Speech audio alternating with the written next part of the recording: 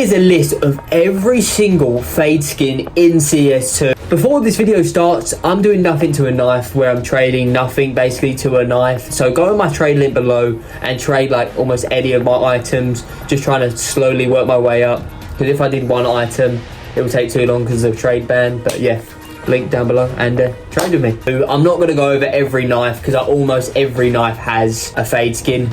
But I tell you what, I'll read them out now. Kukri knife, Nomad knife, survival knife, paracord knife, skeleton knife, classic knife, talon knife, stiletto knife, your sus knife, Navaja knife, Bowie knife, shadow knife, what am I on? Shadow daggers, voucher knife, butterfly knife, huntsman, bayonet, flip knife, gut knife, karambit, and M9 bayonet. That is all the knife skins what have fade patterns on them.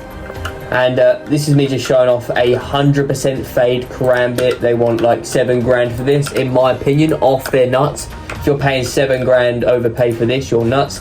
If I've been honest, I used to think the fade for the karambit was one of the nicest skins, but it just looks a bit boring, I'll be honest. I think Doppler's actually better nowadays. Starting with the AWP fade. Now this is somewhat of a recent one. This one has 4 crown foils on it, absolutely nuts.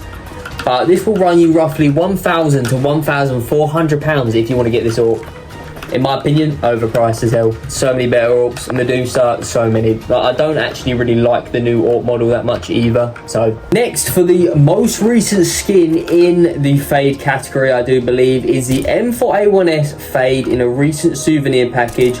This one will run you roughly about £500, and this skin is actually going up in price as well. Is it going to stay that way? Most likely not, but at the moment it continues to go up in price. Now for the UMP fade, this one's kind of interesting because in non-souvenir this goes for roughly about £700 to £800 for non-souvenir, but if you want it in souvenir you can get this for 70 quid.